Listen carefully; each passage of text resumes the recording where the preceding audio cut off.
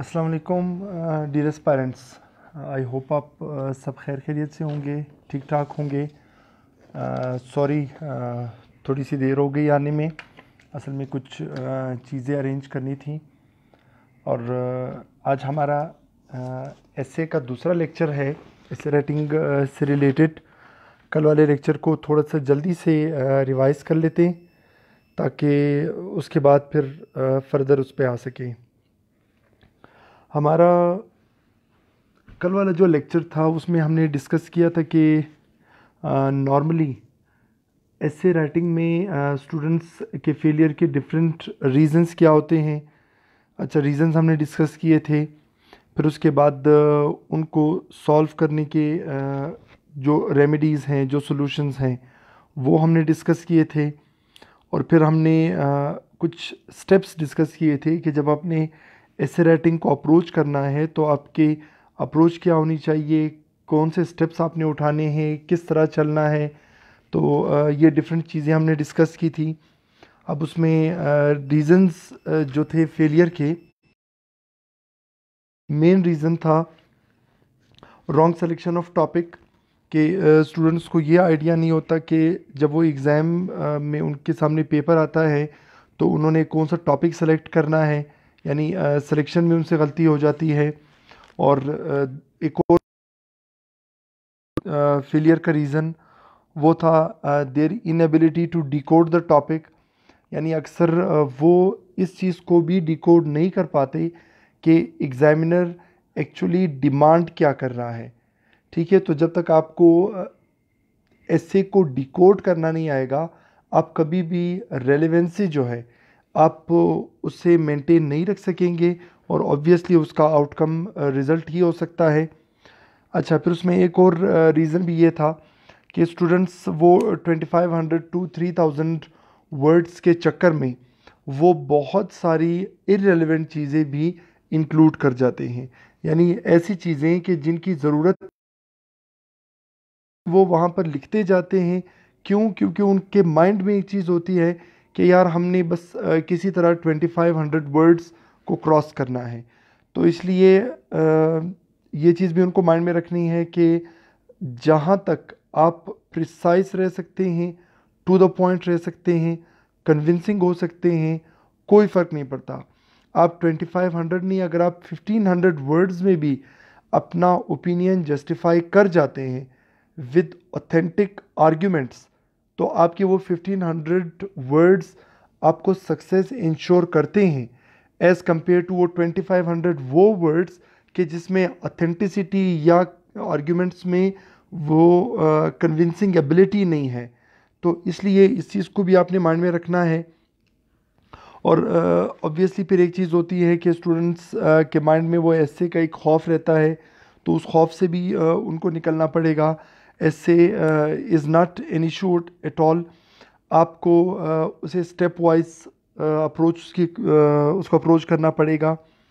अच्छा, फिर उसके सोल्यूशन में हमने पढ़ा था कि जब आप के सामने पेपर आएगा तो एसे नंबर 1 से लेकर एसे नंबर 10 तक पढ़ना है, फिर एसे नंबर 10 से एसे नंबर 1 तक पढ़ना है, ताकि सारे टॉपिक्स को इक्वल अमाउंट ऑफ कंसंट्रेशन और फोकस मिल सके। और फिर आपने क्या करना है कि एसे सेलेक्ट करने में आपने बड़ी एहतियात से काम लेना है, कोई जल्दबाजी नहीं करनी है। ठीक है, और अगर आपको एसे लिखने के लिए 2 घंटे भी मिल जाते हैं, that is more than enough. मगर एटलीस्ट आपका वो पहला 1 घंटा जो है उसमें आप अच्छी तरह से ब्रेनस्टॉर्मिंग कर लें, एसे फाइनल कर लें, उसकी अच्छी सी आउटलाइन बना लें, फिर उसके बाद आप लॉन्ग एसे की तरफ अप्रोच करेंगे तो आपको इशू नहीं होगा। उसके अलावा फिर हमने ये कहा था कि आपने वेरिएबल्स पे भी फोकस करना है, मेन वेरिएबल्स, सब वेरिएबल्स, उन्हें भी साथ साथ डिस्कस करते जाएंगे। और रेहान ख़ान कह रही हैं कि आउटलाइन के बारे में, जी बिल्कुल, आज हम इंशाल्लाह आउटलाइन के बारे में ही डिस्कस करेंगे। हमारा जो सेकंड लेक्चर है और उसमें मेन वेरिएबल, सब वेरिएबल, क्या चीज़ें आपने इंक्लूड करनी है, क्या इंक्लूड नहीं करनी है, वो भी हम डिस्कस करेंगे। और फिर हम आएंगे सॉल्यूशन की तरफ कि आपने किस तरह स्टेप वाइज ऐसे राइटिंग को अप्रोच करना है और उसमें हमने देखा था कि पहला स्टेप था रीडिंग, कि आपने एक्सटेंसिव रीडिंग करनी है। कोई 4 to 5 बुक्स भी मैंने सजेस्ट की थी, उनका लिंक भी मैंने दे दिया था। आपने पहले स्टेप में बुक्स रीड आउट करनी है ताकि आपका एक कंसेप्ट बिल्ड हो सके, आपके पास स्ट्रॉन्ग आर्ग्यूमेंट्स आ सके, फैक्ट्स आ सकें, फिगर आ सके। जब ये फैक्ट्स एंड फिगर्स आ सकेंगे तभी आपका ओपिनियन जस्टिफाई होगा और आपके आर्ग्यूमेंट्स कन्विंसिंग होंगे। फिर उसके बाद हमने देखा था कि ब्रेनस्टॉर्मिंग आपने करनी है, और फिर आउटलाइन की किस तरह प्रैक्टिस करनी है, और लॉन्ग एसेस किस तरह होंगे। इन चीज़ों को अब ज़रा हम वन बाय वन थोड़ा सा डिटेल में लेके चलते हैं। अब जब हम बात करते हैं एसे राइटिंग के बारे में, तो एक चीज़ आप जहन में रखें कि जब हम आउटलाइन से रिलेटेड बात करते हैं, ठीक है। अब बाज़ी साहब ने पूछा था कि सर आउटलाइन से रिलेटेड भी थोड़ा सा बता दें। आउटलाइन से रिलेटेड दो तरह की अप्रोच हो सकती है। एक अप्रोच जिन्होंने साइकोलॉजी पढ़ी है उनको आइडिया होगा, एक होती है लेफ़्ट ब्रेन्ड अप्रोच और एक होती है राइट ब्रेन्ड अप्रोच। अच्छा, लेफ़्ट ब्रेन्ड अप्रोच क्या होगी? लेफ़्ट ब्रेन्ड अप्रोच ऐसे लोगों की होती है जो बड़े कैलकुलेटेड से होते हैं, जो रिस्क नहीं लेते हैं, जो इनोवेटिव नहीं होते हैं, क्रिएटिव नहीं होते हैं, बस वो 2 + 2 = 4 ऐसी कैलकुलेशंस लेके चलते हैं। उसके अलावा उसके ऑपोजिट में होता है right brained approach. Okay, Bisma paragraphs के बारे में भी डिस्कस करेंगे। अच्छा, राइट ब्रेन्ड अप्रोच के बारे में जब हम बात करते हैं उसमें फिर ये होता है कि ये लोग बड़े क्रिएटिव होते हैं, बड़े इनोवेटिव होते हैं, ये रिस्क टेकिंग होते हैं। तो ओके नसरुल्ला, इडियोमेटिक और प्रोवर्बियल पे भी आएंगे। तो आपने करना क्या है, ज़रा इनकी एक छोटी सी एग्जांपल डिस्कस कर लेते हैं। लेफ़्ट ब्रेन्ड अप्रोच वाले जो लोग होते हैं वो क्या करते हैं, वो ऐसे कि बिल्कुल शुरू में एक नीट सी आउटलाइन बना लेते हैं। उस नीट आउटलाइन के बाद फिर वो उसे फॉलो करते हुए उसका लॉन्ग एसे लिख लेते हैं। जबकि ये चीज़ जो है ये उनकी एबिलिटीज़ को बड़ा लिमिट कर देती है। अब लिमिट इन अ सेंस कि जब आपने एक दफ़ा आउटलाइन लिख ली, ठीक है, फिर जब आप एसे लिखना शुरू करते हैं तो आप देखते हैं कि डिफरेंट पॉइंट्स जो होते हैं, डिफरेंट आर्ग्यूमेंट्स, वो एक दूसरे के साथ इंटरकनेक्टेड होते हैं। तो अगर आपने पहले आउटलाइन लिख ली है, नीट आउटलाइन, उसके बाद आप उसको फॉलो करते हुए आप लॉन्ग एसे की तरफ आ रहे हैं, तो आपको बीच में कहीं पे लगेगा कि यार ये वाला पॉइंट भी काफ़ी इंपॉर्टेंट है और इसको भी इंक्लूड करना चाहिए। मगर फिर आपको एहसास होता है कि यार वो तो मैंने वहाँ पर आउटलाइन में उसको मेंशन ही नहीं किया, ठीक है। तो इसलिए फिर आप मजबूर हो जाते हैं, जो आपने आउटलाइन दी होती है आप उसे ही फॉलो करते हैं। ये अप्रोच होती है लेफ़्ट ब्रेन्ड वालों की, ठीक है, यानी बड़ी लिमिटेड सी हो जाती है, कोई इनोवेशन, क्रिएशन, बल्कि क्रिएटिविटी की उसमें आपके पास कोई रूम नहीं होता।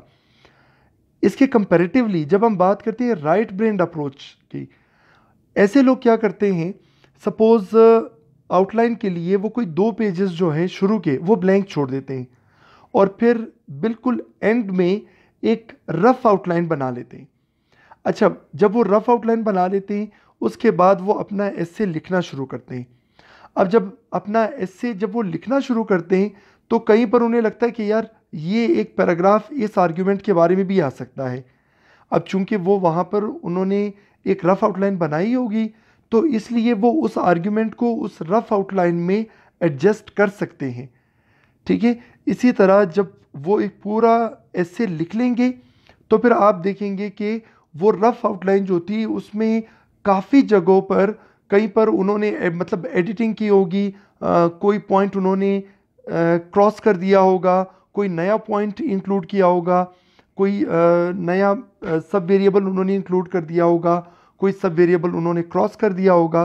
यानी इस तरह फिर आपके पास थोड़ी बहुत स्पेस होती है, रूम होता है कि अगर आप वहाँ पर अगर आपको कोई नई चीज़ याद आ जाती है तो आप एडजस्ट कर सकते हैं। तो इसलिए एक सिंसियर एडवाइस ये है कि आप बिल्कुल शुरू में ही नीट आउटलाइन ना बनाएं। बेशक नीट आउटलाइन के लिए कोई 2 पेजेस छोड़ दें, आप एंड में जाकर एक रफ आउटलाइन बनाएं, उसको फॉलो करते हुए आप अपना एसे जो है वो लिखना शुरू करें। बीच में अगर आपको लगता है कि यार एक नया पैराग्राफ इसमें इंक्लूड किया जा सकता है, ठीक है, तो वो बेशक वो पैराग्राफ लिखें और उस रफ आउटलाइन में उस एडिशनल पैराग्राफ का वो जो पॉइंट है उसको वहाँ पर ऐड कर दें। और जब आप पूरा ऐसे लिख लेंगे, फिर जब आप रफ आउटलाइन की तरफ जाएंगे, फिर आपको आइडिया होगा कि यार अब इस आउटलाइन को मैं नीट करके फर्स्ट 2 पेजेस जो मैंने ब्लैंक छोड़े होते वहाँ पर लिख सकता हूँ। तो इसलिए इस सिलसिले में जो लेफ्ट ब्रेन वाले जो होते हैं वो बड़े उनके हाथ पैर बंध जाते हैं। उन्होंने जब शुरू में आउटलाइन दे दी, नीट आउटलाइन, फिर वो उससे निकल नहीं सकते। तो इस सिलसिले में जो राइट ब्रेन अप्रोच वाले होंगे, जो थोड़ा सा स्पेस रखते हैं, रूम रखते हैं, वो फिर गेन करेंगे और उनके लिए ये होगा कि वो रफ आउटलाइन पहले बना के चलें। अच्छा, उसके अलावा फिर काफ़ी स्टूडेंट्स पूछ रहे होते हैं कि सर एसे के लिए लैंग्वेज कैसी होनी चाहिए, वोकेबलरी कैसे होनी चाहिए, और इडियोमैटिक लैंग्वेज हो, प्रोवर्बियल लैंग्वेज हो, तो इन चीज़ों को कितनी इम्पोर्टेंस मिलती है। तो हमेशा से मेरा एक ओपिनियन रहा है, वो ये है कि जब हम बात करते हैं एसे की, एसे एक्चुअली मीन्स कि आपका ओपिनियन क्या है और फिर आप अपने ओपिनियन को किस तरह जस्टिफाई करते हैं। अब जब हम जस्टिफिकेशन की बात करते हैं तो ऑब्वियस सी बात है कि एग्ज़ामिनर जो है, जो आपका एसे पढ़ रहा है, आपने उसे कन्विंस करना है, ठीक है, जस्टिफिकेशन आपने देनी है। तो जब आपने उसे कन्विंस करना है, उसे जस्टिफिकेशन देनी है, तो he is more concerned about your facts, your figures, your arguments, your statistics, your quotations, your versus, या हदीस भी आप दे सकते हैं। उसे कन्विंसिंग पॉइंट्स चाहिए, ठीक है। उसे कोई ऐसी वोकेबलरी नहीं चाहिए कि आपने डॉन से या फिर आपने जीआरई के वर्ड्स क्रैम किए हुए हैं और आप उन्हें दबादब जो है ना वो लिखते जा रहे हैं, ठीक है। He is not going to be impressed by the difficult vocabulary you have learned from Dawn newspaper और GRE, बल्कि वो ज़्यादा कंसर्न होगा इस चीज़ के बारे में कि यार आपके पॉइंट्स कितने कन्विंसिंग है, ठीक है। तो इसलिए एक चीज़ ध्यान में रखें, जब आप इंग्लिश लिखते हैं या कोई भी लैंग्वेज लिखते हैं या बोलते हैं, ठीक है, आप असल में एक मैसेज कम्युनिकेट कर रहे होते हैं देखने वाले को, पढ़ने वाले को, सुनने वाले को, ठीक है। और जब हम बात करते हैं कम्युनिकेट करने की, हम एक्चुअली बात करते हैं कम्युनिकेशन के बारे में। और कम्युनिकेशन एक्चुअली मीन्स कि आप अपना ओपिनियन अगले बंदे तक इस तरह पहुंचाएं कि उस तक ना सिर्फ आपकी बात पहुंचे बल्कि उससे समझने में भी आसानी हो, ठीक है। अच्छा, और उसके अलावा आपके जो जो क्वेश्चंस होंगे आप कमेंट्स में लिखते जाएं। Once I am done with the lecture, और लेक्चर के एंड में मैं एक एक करके आपके सारे क्वेश्चन के आंसर दे दूंगा।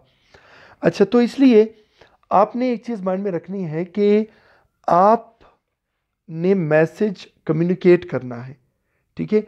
उसके लिए कोशिश करें कि बड़ी सिंपल सी वोकैबुलरी हो, ठीक है, और सेंटेंसेस वो बड़े सिंपल से हों, ईजी से हों, शॉर्ट सेंटेंसेस हों। अच्छा, उसके अलावा आपने जानबूझकर उसमें कोई डिफ़िकल्ट वोकैबुलरी या कोई ईडियम्स या कोई प्रोवर्ब्स, अगर कहीं पर उनकी कोई गुंजाइश बनती है किसी ईडियम की, किसी प्रोवर्ब की, आप बिल्कुल लिख लें, कोई आपको उससे मना नहीं करेगा। मगर अगर आप ये समझते हैं कि आप ईडियम्स लिखते जाएंगे, आप प्रोवर्ब्स लिखते जाएंगे और एग्ज़ामिनर जो है वो उस चीज़ से कन्विंस होकर वो आपको अच्छे अच्छे मार्क्स दे देगा, तो ये बिल्कुल आपकी मिसअंडरस्टैंडिंग है। तो ये मिसअंडरस्टैंडिंग आप बिल्कुल दिमाग से निकाल दें।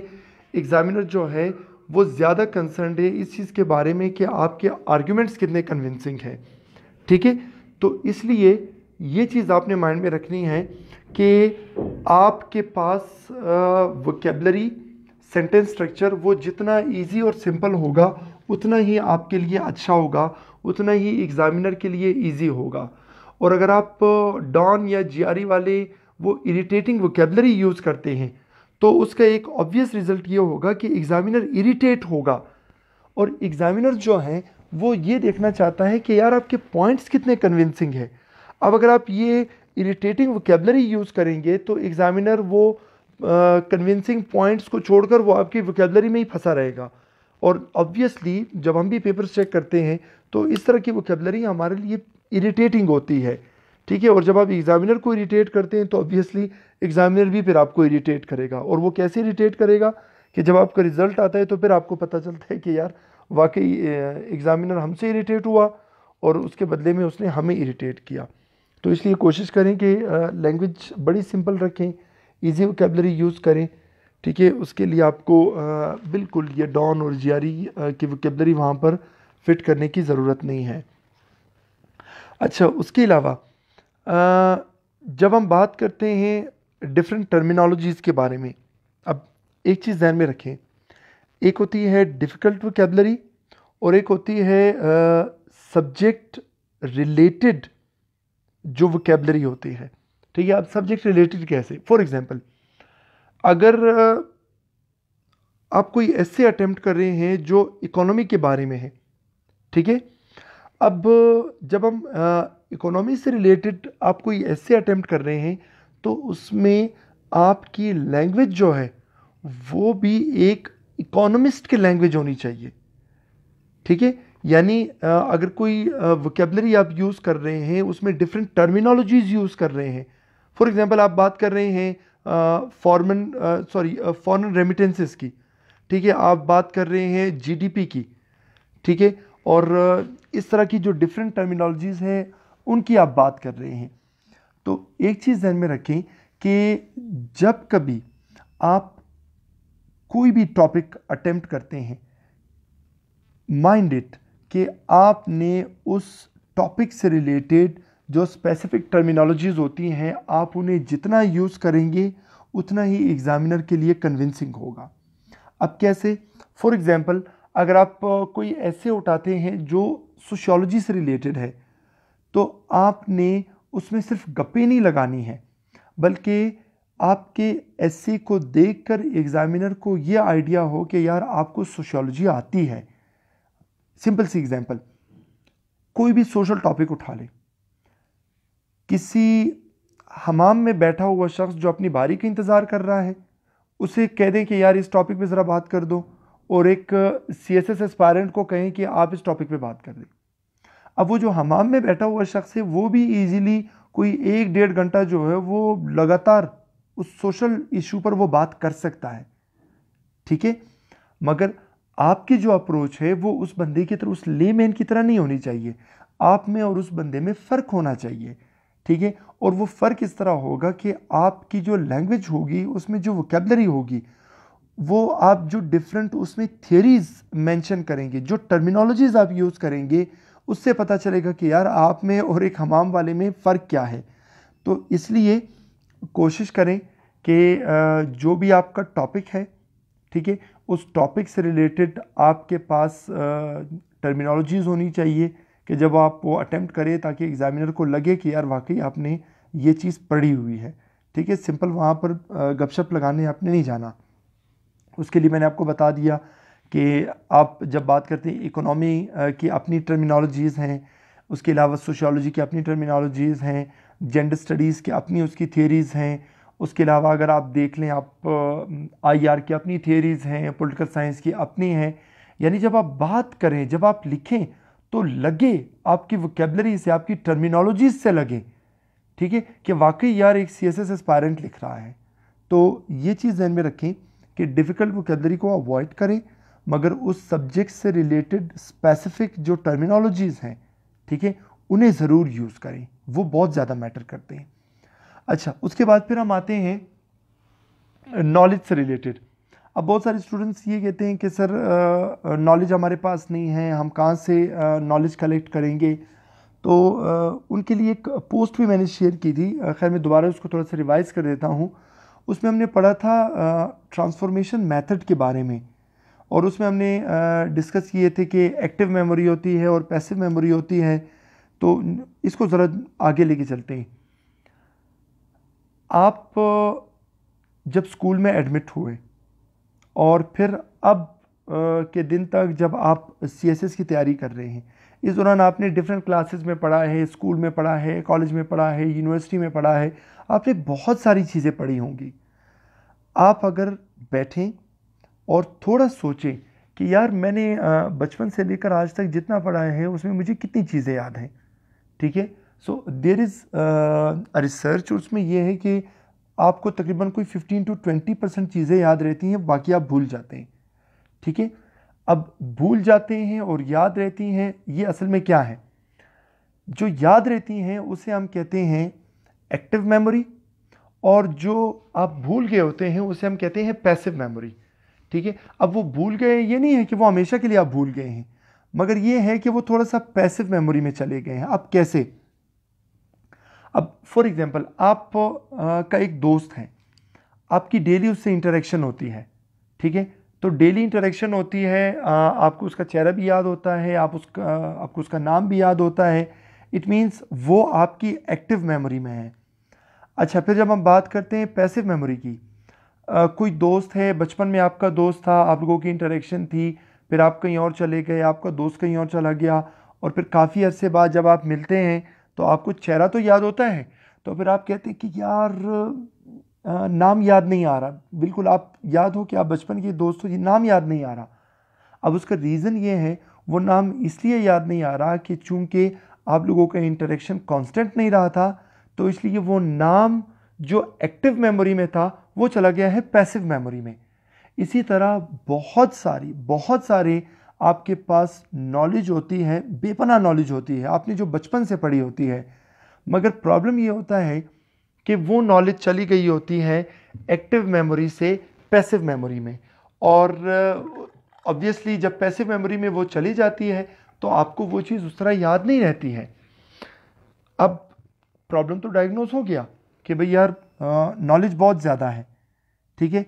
अब उसे यूटिलाइज कैसे किया जाए, वो पैसिव वाले को एक्टिव में कैसे कन्वर्ट किया जाए, उसके लिए मैंने आप लोगों को एक छोटी सी ट्रिक बताई थी, उसको भी ज़रा रिवाइज कर लेते हैं। कि आप कोशिश करें कि डेली सिर्फ 10 या 15 मिनट के लिए कोई पेज उठाएं, एक पेन उठाएं और रैंडमली किसी चीज़ के बारे में लिखना शुरू कर दें, ठीक है। अब सपोज आप लिखते हैं वॉल, अच्छा, फिर आपको जो अगला पॉइंट होगा उसमें वॉल का जिक्र ज़रूर होना चाहिए। चलिए सपोज मैं कहता हूँ कि अच्छा वॉल, दूसरा मेरा पॉइंट होगा ग्रेट वॉल ऑफ चाइना, ठीक है, मेरे माइंड में यही आया, मैंने पढ़ा है। अच्छा, फिर ग्रेट वॉल ऑफ चाइना, फिर उसमें मैंने कहा यार चाइना की पॉपुलेशन बहुत ज़्यादा है, फिर नेक्स्ट मेरा पॉइंट होगा पॉपुलेशन या ओवर पॉपुलेशन। अच्छा, पॉपुलेशन एक्सप्लोजन ये हो गया।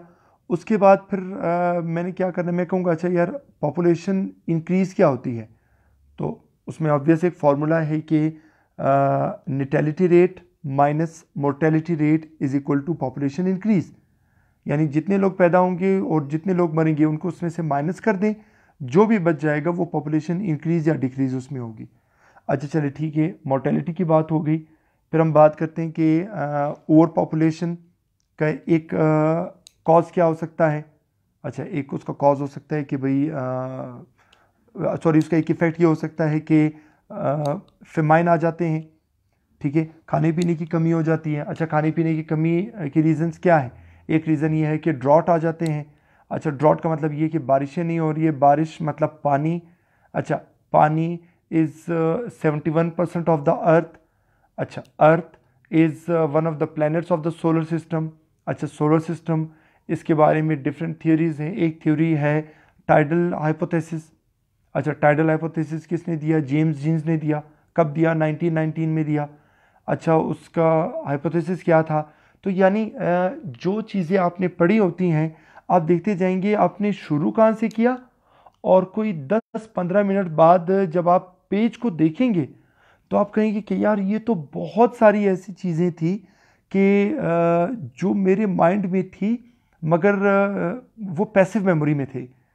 तो बहुत सारी चीज़ें ऐसी होंगी कि जो पैसिव मेमोरी से एक्टिव मेमोरी में कन्वर्ट होती जाएंगी, ठीक है। ये बिल्कुल वैसे ही होगा जैसे आप कभी कभार जब अकेले बैठे होते हैं तो जब आप किसी चीज़ के बारे में सोचना शुरू करते हैं, आप 5 मिनट बाद देखें कि आपकी सोच शुरू कहाँ से हुई और फिर कैसे वो एक चेन सी बनती गई और 5 मिनट बाद आपकी सोच कहाँ पर पहुंची।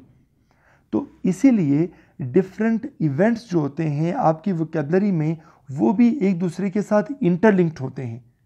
ठीक है, तो जब चीज़ें इंटरलिंक होंगी तो आप जब उनको लिंक करते जाएंगे तो आप देखेंगे कि डेली बेसिस पर, ज़्यादा टाइम नहीं, सिर्फ आप कोई 10 या 15 मिनट इस एक्टिविटी को, इस ड्रिल को दे दें और फिर आप देखें कि बहुत सारी चीज़ें जो हैं वो पैसिव मेमोरी से एक्टिव मेमोरी में कन्वर्ट हो जाएंगी। इसका एक और फ़ायदा क्या होगा? इसका एक और फ़ायदा ये है कि बहुत सारे स्टूडेंट कहते हैं कि सर हम कुछ पढ़ते हैं हम भूल जाते हैं। ठीक है, आप लोगों के साथ भी ये इशू होता होगा। अब जब आप ये प्रैक्टिस करेंगे तो उसमें ये होगा कि जब आप पॉइंट्स लिखते जाएंगे, ये ट्रांसफॉर्मेशन मेथड जो है, ये ड्रिल जो है, उसमें एक तो पैसिव मेमोरी वाली चीज़ें कन्वर्ट होंगी एक्टिव में और एक्टिव मेमोरी वाली चीज़ें जो है वो मज़ीद रिफ़्रेश होती जाएंगी। ठीक है, बिल्कुल जैसे आपने देखा हो ना सब्ज़ी की दुकान पर वो सब्ज़ी वाला सब्ज़ी पर पानी छिड़क रहा होता है, बिल्कुल वैसे ही होगा कि उसमें से दो काम होंगे, पैसिव मेमोरी वाली चीज़ें एक्टिव मेमोरी में कन्वर्ट होंगी और जो एक्टिव वाली होंगी वो और भी रिफ़्रेश होती जाएंगी। ठीक है, तो ये एक छोटी सी आपने प्रैक्टिस करनी है डेली बेसिस पर 10 to 15 मिनट्स और आप देखेंगे कि आपके पास इतनी ज़्यादा नॉलेज जमा होती जाएगी कि आपको यकीन भी नहीं आएगा। तो इसलिए आप ये काम करें, आप ये एक ड्रिल हैं, डेली बेसिस पे करें। ठीक है, और इसमें एक चीज़ ध्यान में रखें, लाजमी नहीं है कि आप जितने भी पॉइंट्स लिखेंगे वो सारे रेलेवेंट होंगे, वो सारी CSA से रिलेटेड होंगे, बिल्कुल भी नहीं। कहीं जगहों पर आपको यूँ लगेगा कि यार ये तो बड़ा इडियोटिक और नॉनसेंसिकल सा पॉइंट है, इसको क्यों लिखूं? बिल्कुल नहीं, आपने इस तरह के पॉइंट्स को भी लिखना है। उसका रीज़न ये है कि कभी कभार एक इडियोटिक और नॉनसेंसिकल सा पॉइंट जो है वो दो सेंसिकल पॉइंट्स को कनेक्ट कर रहा होता है। ठीक है, तो इसीलिए जैसे वो कहते हैं ना कि यार जब मशवरा करने लगो तो किसी बेवकूफ़ की भी सुन लिया करो, हो सकता है वो भी आपको एक अच्छा मशवरा दे दे। तो इसीलिए जब आप पॉइंट्स लिखते हैं, किसी भी पॉइंट को इस बेस पर आपने स्किप नहीं करना कि यार ये रेलेवेंट नहीं है, बिल्कुल नहीं। चलिए वो रेलेवेंट नहीं होगा मगर वो हो सकता है कि वो दो रेलेवेंट पॉइंट्स के दरमियान एक ब्रिज का रोल प्ले कर रहा हो। ठीक है, तो ये चीज़ आपने माइंड में रखनी है। एक और काम आपने क्या करना है, अगर आपको याद हो कल वाले लेक्चर में हमने डिस्कस किया था, मैंने आपको कुछ बुक्स भी बताई थी और मैंने आपसे रिक्वेस्ट की थी और मैं उस रिक्वेस्ट को रिपीट करता हूँ कि खुदा के लिए फ़िलहाल लॉन्ग एसेज की तरफ ना भागें। ठीक है, बुक्स आपको दी हुई हैं, आप ज़रा बुक्स पढ़ें, अपने नॉलेज जो है उसे इन्हांस करें। ठीक है, अपना ओपिनियन बिल्ड करें, आर्ग्यूमेंट्स बिल्ड करें, उसके बाद फिर जाकर आपने कहीं पर ऐसे राइटिंग के बारे में लॉन्ग ऐसे लिखना है। उससे पहले इन चीज़ों के बारे में ना सोचें। अच्छा, कोई भी ऐसे लिखने के लिए मैंने कहा ना कि ऐसे मीन्स योर ओपिनियन और आपने उस ओपिनियन को जस्टिफाई करना है। ठीक है, और ओपिनियन को जस्टिफाई करने के लिए सिर्फ ओपिनियन देना काफ़ी नहीं है, बल्कि आपने उसकी जस्टिफिकेशन के लिए बड़े स्ट्रॉन्ग आर्ग्यूमेंट्स देने हैं। और आपके जो आर्ग्यूमेंट्स होंगे वो किस फॉर्म में हो सकते हैं? Facts, figures, quotations, versus from the Holi Quran, या फिर अहादीस भी आप कोट कर सकते हैं। ठीक है, अब उसका रीज़न ये है कि लाइक आई टोल्ड यू कि जब आप अपना ओपिनियन देते हैं, आप एग्जामिनर को ये बताना चाहते हैं कि यार ये मेरा ओपिनियन है। ठीक है, ये बड़ा ही सॉलिड ओपिनियन है और मैं इस पर स्टैंड करता हूँ। क्यों? क्योंकि इस ओपिनियन के बनने के पीछे बड़े स्ट्रॉन्ग आर्ग्यूमेंट्स हैं। तो एग्जामिनर ऑब्वियसली आपसे एक्सपेक्ट करेगा कि यार चलो ठीक है, यार ये आपका ओपिनियन है, तो आप अभी ज़रा मुझे कन्विंस कर दें। जिन आर्ग्यूमेंट्स ने आपको कन्विंस किया ये ओपिनियन अडॉप्ट करने पे, वो आर्ग्यूमेंट्स आप मुझे भी बता दें। अच्छा, फिर आप उसे बताते हैं वो फैक्ट्स एंड फिगर्स जो आपने बुक्स रीडिंग से आपने नोट किए होते हैं। अच्छा, ऑब्वियसली फैक्ट्स हैं, कन्विंसिंग हैं, फिगर्स हैं, कन्विंसिंग है, या फिर जब आप अपनी कोई बात करते हैं वो बात अगर एक कोटेशन के साथ मैच करती है, ठीक है, यानी वो बात आपने की है, वही ओपिनियन सर विंस्टन चर्चिल का भी है, आप फट से वहाँ पर सर विंस्टन चर्चिल जो है उन्हें कोट कर दें, एग्जामिनर कहेगा हाँ यार वाकई ये बात तो सर विंस्टन चर्चिल ने भी कही है, तो फिर उसमें ये होगा कि आपका ओपिनियन जो है वो एग्जामिनर के लिए एक्सेप्ट करना ज़्यादा इजी हो जाएगा। अच्छा, फिर अगर आप होली कुरान से हदीस देते हैं, again it will be quite convincing. अगर आप हदीस का हवाला देते हैं, क्वाइट कन्विंसिंग, ठीक है। तो इसलिए कोशिश करें कि जब आप अपना ओपिनियन दें तो जिन आर्ग्यूमेंट्स की बेस पर आपका ओपिनियन बना है उन्हीं आर्ग्यूमेंट्स को कोट करके आप अपने ओपिनियन को कन्विंसिंग बनाएं। और जब कन्विंसिंग होगा आपका ओपिनियन, एग्जामिनर कन्विंस होगा, तो आपका पेपर पास करने में आपको कोई प्रॉब्लम नहीं होगी। ये तो हो गई नॉलेज से रिलेटेड बात। फिर स्टूडेंट्स बात करते हैं सर आउटलाइन मेकिंग के बारे में। सर आउटलाइन कैसे बनाएं?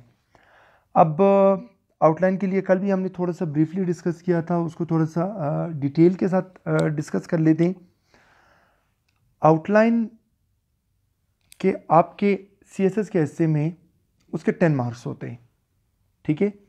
और अगर मैं आपको एक मज़े की बात बताऊं, एग्जामिनर कभी भी आपका पूरा ऐसे नहीं पढ़ता, ठीक है, ये बात लिख लें। अच्छा, तो फिर वो कौन सी चीज़ें हैं कि जो आपका ऐसे डिसाइड करती हैं कि यार ये ऐसे पास होगा या फेल होगा, ठीक है। तो वो उन पॉइंट्स को ज़रा सुनते जाएं। सबसे पहला इंटरेक्शन आपका और एग्जामिनर का जो होगा वो होगा आउटलाइन पे, ठीक है।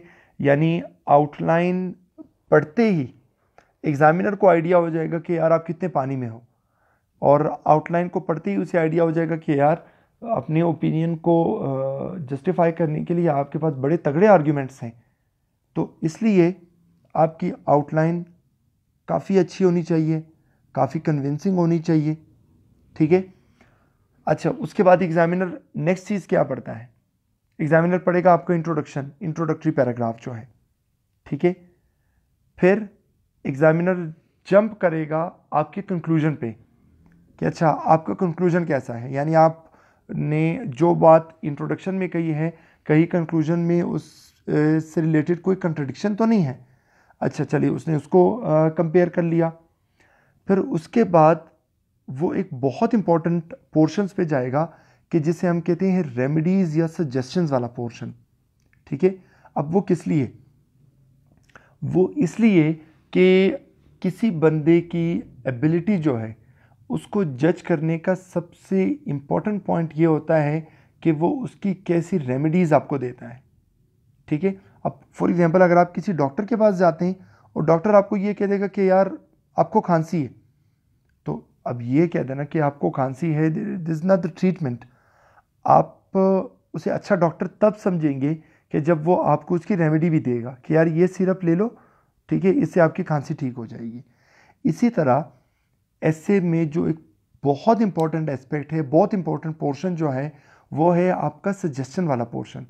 तो इसलिए कोशिश करें कि आप के जो सजेशंस होंगे, सोल्यूशन उसको कह लें, रेमेडीज़ उसको कह लें, ठीक है, तो वो बड़े कन्विंसिंग होने चाहिए, ठीक है, ताकि अगर एग्जामिनर उसे पढ़े तो उसे लगे कि यार वाकई बंदे ने अच्छे सोल्यूशन दिए हैं। अच्छा, फिर उसके बाद एग्जामिनर जाकर बीच में बॉडी पैराग्राफ्स में से कोई एक दो पैराग्राफ पढ़े तो पढ़े, वरना वो पूरा ऐसे नहीं पढ़ेगा। तो इसलिए ये सारी बात बताने का आपको मतलब ये था कि आपने आउटलाइन बनाने में कोई जल्दबाजी से काम नहीं लेना। आपको मैंने कल भी बताया था और एक स्टूडेंट ने कमेंट में लिखा भी था कि सर ये तो 1 घंटा हमारा आउटलाइन बनाने में गुजर जाएगा। तो वो आउटलाइन बनाने में मैं इसलिए आपको 1 घंटा लगाने को कह रहा था क्योंकि आपका आउटलाइन जो है वो 50% डिसाइड कर देता है कि आपका पेपर पास है या नहीं है। तो इसलिए कोशिश करें कि आपकी आउटलाइन काफ़ी अच्छी हो। अच्छा, अब ये आउटलाइन में होना क्या चाहिए?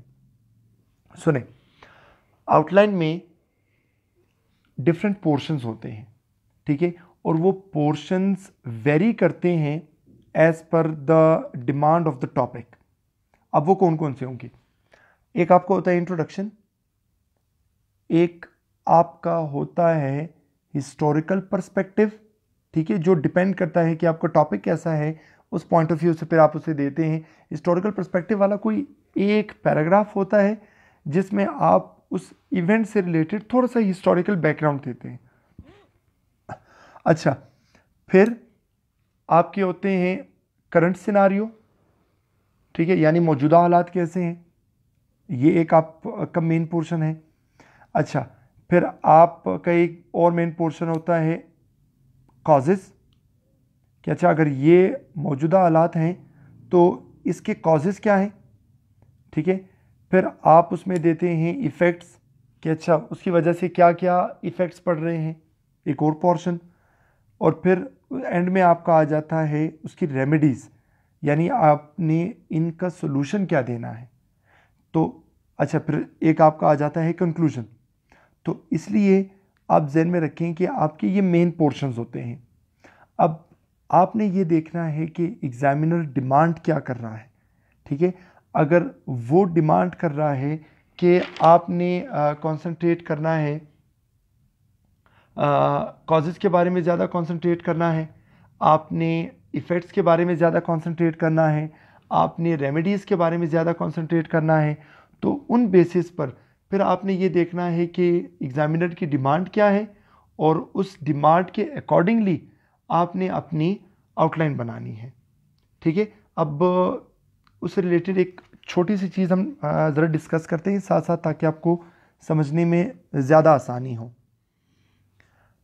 अब सपोज़ हम एक ऐसे उठा लेते हैं CSS 2020 का, ठीक है, एंड उसमें से हम ऐसे उठाते हैं promoting tourism in Pakistan, opportunities and challenges, ठीक है। अब यहाँ पर आप एक चीज़ ध्यान में रखें कि आपका सब्जेक्ट क्या है, ठीक है, और उस सब्जेक्ट में टॉपिक क्या है, यानी उसको उसने किस तरह नैरो डाउन किया हुआ है। अब बात हो रही है टूरिज़्म की। अच्छा, कहाँ की टूरिज़्म? पाकिस्तान की टूरिज़्म। अच्छा, पाकिस्तान की टूरिज़्म के साथ करना क्या है कि उसको प्रमोट करना है।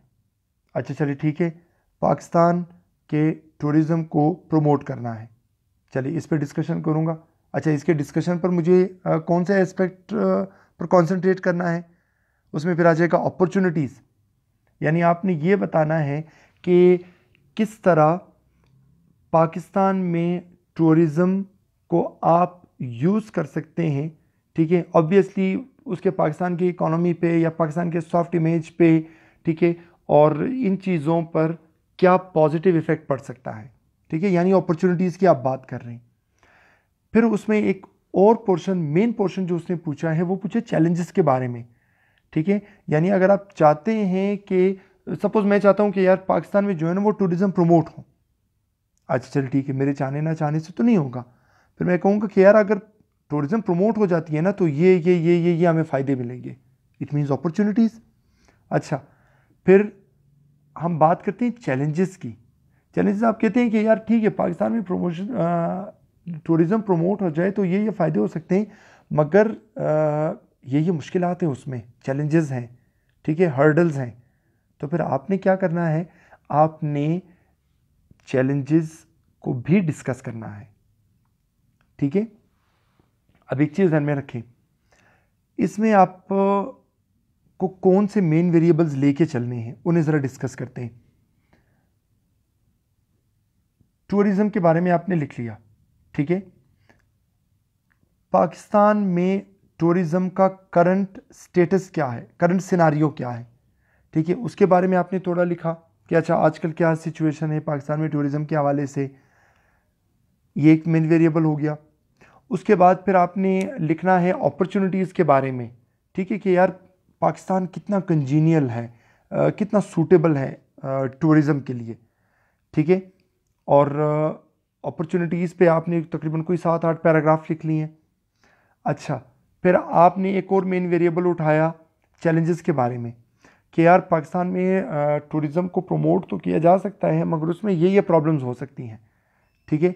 फिर आपने लिखा चैलेंजेस के बारे में।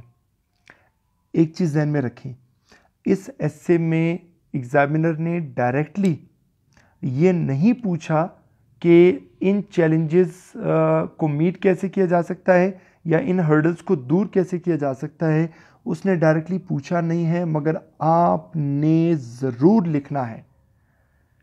ठीक है, तो इसलिए आपके तकरीबन कोई एक मेन वेरिएबल हो जाएगा किस चीज़ के बारे में कि उन हर्डल्स को आपने ओवरकम कैसे करना है। तो इसका मतलब ये हुआ कि आपने 4 मेन वेरिएबल्स उठाने हैं और फिर हर मेन वेरिएबल के छोटे छोटे सब वेरिएबल होंगे। जब हम बात करते हैं ना छोटे छोटे सब वेरिएबल, तो असल में हम बात कर रहे होते हैं उसके एक एक पैराग्राफ की। अब वो कैसे, इसमें एक मेन वेरिएबल हो गया कि current status of tourism in Pakistan, ठीक है, या current scenario of tourism in Pakistan, कि आजकल पाकिस्तान में टूरिज्म की क्या सूरत हाल है। आप लिख लें कोई 4, 5, 6, 7 जितने भी आप पैराग्राफ्स लिख सकते हैं डिफरेंट सेंट्रल आइडियाज़ के साथ। ठीक है, आप वो लिखें। ये हो गया आपका करंट सिनारियो के तकरीबन कोई 6-7 सब वेरिएबल्स, 6-7 पैराग्राफ। अच्छा, फिर आपने आ जाना है अपॉर्चुनिटीज़ के बारे में कि यार टूरिज़म जो है वो एक बड़ी अच्छी अपॉर्चुनिटी है और टूरिज़म से ये फ़ायदे हो सकते हैं। ठीक है, बड़े अच्छे मौके अगर टूरिज़म को जो है उसको प्रमोट किया जाए। लिख लें 6-7 सब वेरिएबल्स या जिसको हम पैराग्राफ्स भी कहते हैं, वो अपॉर्चुनिटीज़ के बारे में लिख लें। हो गया। उसके बाद फिर आप एक और मेन वेरिएबल उठाएं, वो होगा आपका चैलेंजेस के बारे में। ठीक है, यानी टूरिज़्म को प्रमोट करने के लिए कौन कौन से हर्डल्स हैं, कौन कौन से चैलेंजेस हैं। ठीक है, आप उन हर्डल्स के बारे में लिख लें कोई 6-7 हर्डल्स लिख लें, यानी 6-7 पैराग्राफ्स आ जाएंगे, 6-7 सब वेरिएबल्स आ जाएंगे। फिर आपने आना है सजेशंस की तरफ। ठीक है, यानी उन हर्डल्स को ओवरकम करने के लिए आप क्या सजेस्ट करेंगे। ठीक है, कि जिससे पाकिस्तान में टूरिज़्म जो है वो प्रमोट हो, उससे उसको फ़ायदा हो। और फ़ायदा कब होगा, जब आप इन हर्डल्स को ओवरकम करेंगे। तो तकरीबन कोई 6-7 आपके आ जाएंगे सजेशंस। ठीक है, और वो किस चीज़ से रिलेटेड होंगे, वो इस चीज़ से रिलेटेड होंगे कि आपने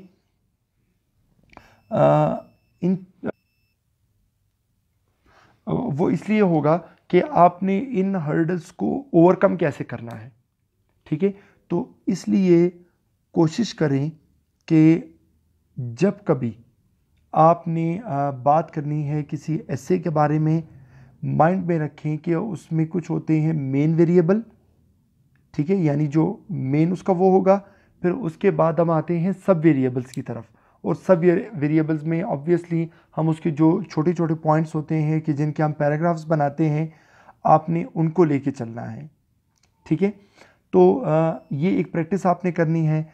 आउटलाइंस से रिलेटेड मैंने कोई 38 एसे की आउटलाइंस आप लोगों के साथ शेयर की है ग्रुप में, और आपकी कन्वीनियंस के लिए मैं उसे दोबारा शेयर कर दूंगा ताकि आप उसकी प्रैक्टिस करने के लिए। ठीक है, उसका एक आसान सा तरीका है कि आप कोई टॉपिक उठाएं, उस टॉपिक पर पहले खुद आउटलाइन लिखें। ठीक है, आउटलाइन जब आपने बनाई, फिर अपनी आउटलाइन और जो आउटलाइन मैं आपको प्रोवाइड करूंगा, इन दोनों को कंपेयर करें और फिर देखें कि यार आप कहाँ तक ठीक चल रहे थे और कहाँ आपसे गलती हुई है। तो जहाँ तक ठीक चल रहे थे तो वेल एंड गुड, जहाँ पर गलती हुई है आप कोशिश करें उसे नोट डाउन करें, उस लूप होल को, ताकि उसको दोबारा आप रिपीट ना करें। तो एक तो ये हो सकता है आप सेल्फ असेसमेंट इस तरह कर सकते हैं। उसके अलावा अगर आपको एक अच्छे टीचर मिल जाते हैं, ठीक है, और एक अच्छे टीचर का मैंने जिक्र किया था सर शाहजेब खलील, उनकी एक एसे की असेसमेंट उन्होंने की थी, इवैल्यूएशन की थी, वो भी मैंने शेयर की है। और अगर आपको एक अच्छे टीचर मिल जाते हैं जो बड़ा ऑनेस्टली आपके राइटअप्स को इवैल्यूएट करेंगे, तो वो आपकी खुशकिस्मती होगी। वो आपको बताएंगे कि आप कहाँ पे गलती कर रहे हैं और कहाँ पे ठीक चल रहे हैं। तो ये चीज़ आपने माइंड में रखनी है। और उसके अलावा आप थोड़ा सा ये क्वेश्चन के आंसर्स की तरफ भी आ जाते हैं। फिर एंड में मैंने आपको एक और भी बात बतानी है, डोंट मिस दैट। ओके, अब बिस्मा कह रही है पैराग्राफ के बारे में। बिल्कुल बिस्मा, कल जो हमारा डिटेल्ड लेक्चर होगा वो होगा ऐसे के स्ट्रक्चर के बारे में कि अच्छा इंट्रोडक्शन क्या है, इंट्रोडक्शन में कौन से पोर्शंस है, कैसे होने चाहिए। उसके अलावा आप देखें कि बॉडी पैराग्राफ्स में क्या होना चाहिए, कैसे होना चाहिए, और कंक्लूजन वगैरह और ट्रांजिशनल वर्ड्स, ये सब कुछ हम कल डिस्कस करेंगे। और नुसरतुल्लाह कह रही है सर ईडियम्स और प्रोवर्ब्स भी बताओ। ओके, वो मैं बता चुका हूँ कि कोशिश करें कि अगर अकॉर्डिंग टू द सिचुएशन है तो लिख लें, नहीं है तो सिर्फ इसलिए उनको लिखना कि आपने उन्हें याद किया है, दैट्स नॉट सूटेबल। अच्छा, अर्शिया कह रही if the essay is about a particular topic then it is always necessary to add history of the topic to increase the length of outline. नहीं अर्शिया, आप ने अगर लेक्चर सुना है उसमें मैंने कहा है कि आप बेशक उसके लिए डिटेल ना लिखें, बल्कि एक पैराग्राफ, इंट्रोडक्टरी पैराग्राफ के बाद आप ऐड कर सकते हैं जो होता है हिस्टोरिकल पर्सपेक्टिव के बारे में, ठीक है, कि जिसमें उस एस्से से रिलेटेड, उस पॉइंट से रिलेटेड आप एक हिस्टोरिकल पर्सपेक्टिव उसका दे दें। वो सिर्फ एक पैराग्राफ लिखें, ठीक है, उसको 7-8 पैराग्राफ लिखने की ज़रूरत नहीं है। ओके, एहसन रज़ा ने चले खैर तारीफ़ की है। और अहमद अदनान कह रहे हैं सर अगर क्रिटिकल एनालिसिस मांगा जाए तो हमें किस तरह क्रिटिकल एनालिसिस देना चाहिए। अब अहमद अदनान, जब हम बात करते हैं क्रिटिकल एनालिसिस की, वो असल में आपको कोई टॉपिक दे देंगे और वो ये चाहते हैं कि आप उसे एनालाइज करें।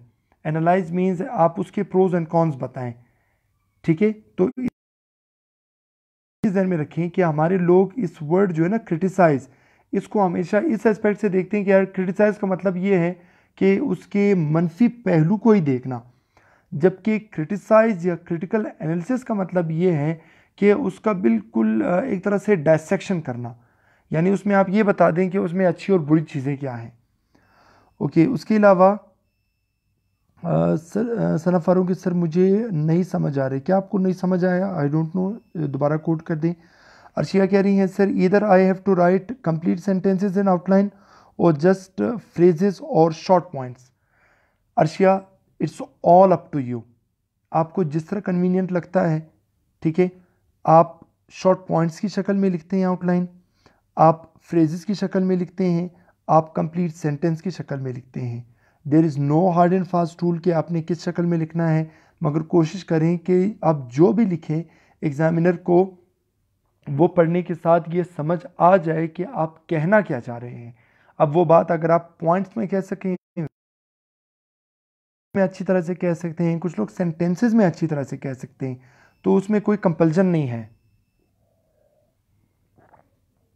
ओके, ईशा कह रही है कि यू एक्सप्लेन वेरी वेल, तारीफ़ की है, but please also tell us about how to prepare it in a better way, ठीक है। और ईशा, इसके लिए आप ज़रा कल वाला लेक्चर एक दफ़ा सुन लें, तो उससे फिर आपको अच्छा खासा आइडिया हो जाएगा कि उसके प्री रिक्विजिट्स के बारे में हमने क्या डिस्कस किया था।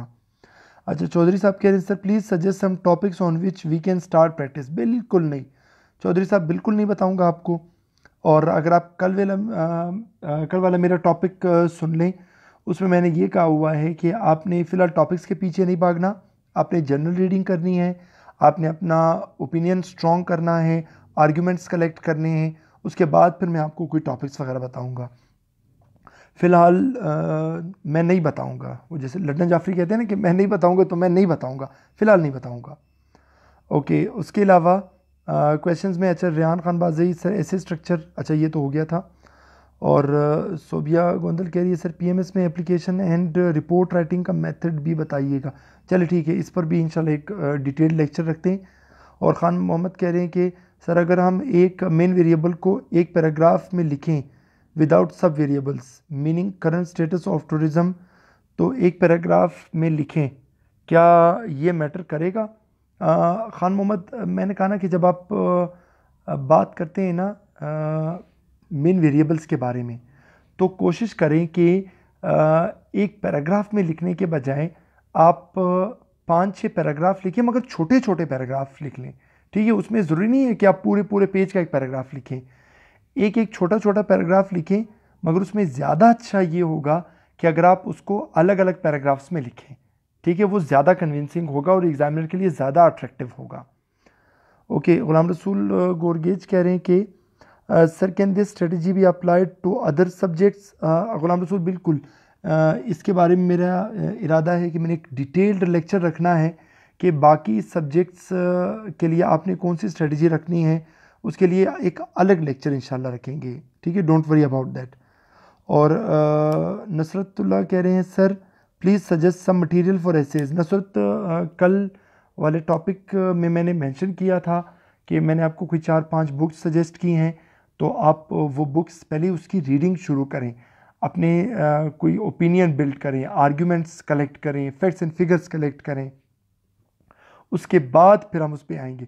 तो आपको मटेरियल जो है वो उन 4-5 बुक से अच्छा खासा मटेरियल मिल जाएगा, ठीक है। और उन बुक्स का लिंक जो है वो मैंने ग्रुप में शेयर किया हुआ है, आप कल वाली जब पोस्ट देखेंगे स्क्रॉल डाउन करेंगे आपको वहाँ पे मिल जाएगी। ओके, अजीम अफरोज़ साहब, वेरी रिस्पेक्टेबल लेक्चरर, आपने थोड़ा सा लेट ज्वाइन किया है। ओके, विशाल कह रहे हैं सर आपने क्लासेस की टाइमिंग बता दें। और विशाल सॉरी, क्लासेस तो मैं नहीं ले रहा, हाँ ये लेक्चर्स जो हैं ये थोड़ा सा स्टूडेंट्स का ओपिनियन बनाने के लिए, स्ट्रेटजीज़ और इन चीज़ों को डिस्कस करने के लिए हमने रखा हुआ है। और डेली हमारा जो लेक्चर होता है वो 10 बजे ही शुरू हो जाता है, और उससे पहले इस ग्रुप में तकरीबन कोई 7-8 बजे मैं एक पोस्ट के ज़रिए अनाउंस भी कर देता हूँ कि हमारा लेक्चर कितने बजे होगा, बट नॉर्मली वो 10 बजे ही होता है। कल वाला भी हमारा लेक्चर 10 बजे ही हुआ था। और मोहसिन खोसा, हाउ टू कनेक्ट 2 पैराग्राफ्स, बिल्कुल। ये जब हम कल 3 चीज़ें डिस्कस करेंगे कनेक्टर्स के बारे में, इंटर पैराग्राफिकल कनेक्टर्स के जो 2 पैराग्राफ्स को कनेक्ट करेंगे, इंट्रा पैराग्राफिकल कनेक्टर्स जो पैराग्राफ के अंदर सेंटेंसेस कनेक्ट करेंगे, और फिर एक ट्रांजिशनल पैराग्राफ होगा जो 2 मेन वेरिएबल्स को कनेक्ट करेगा, ठीक है। इन चीज़ों को हम थोड़ा सा डिटेल में कल पढ़ेंगे।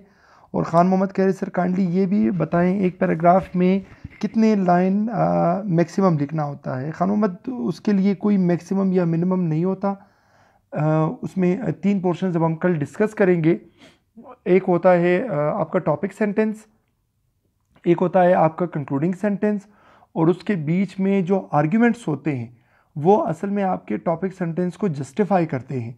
अब वो डिपेंड करता है आपके आर्ग्यूमेंट्स कितने कंसाइज हैं, कितने कन्विंसिंग हैं, कितने टू द पॉइंट हैं, ठीक है।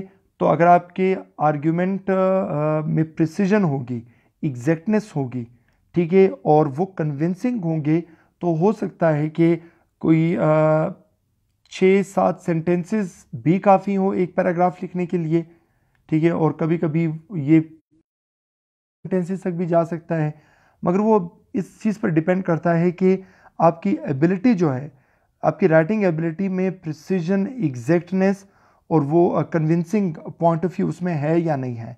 तो ये चीज़ आपने माइंड में रखनी है।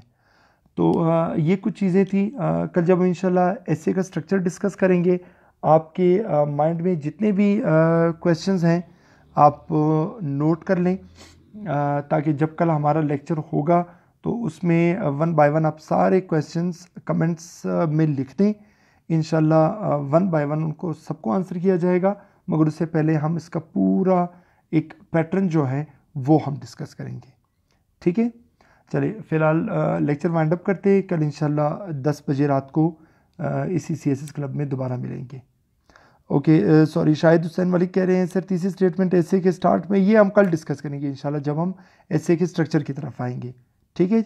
ओके जी, अल्लाह हाफ़िज़।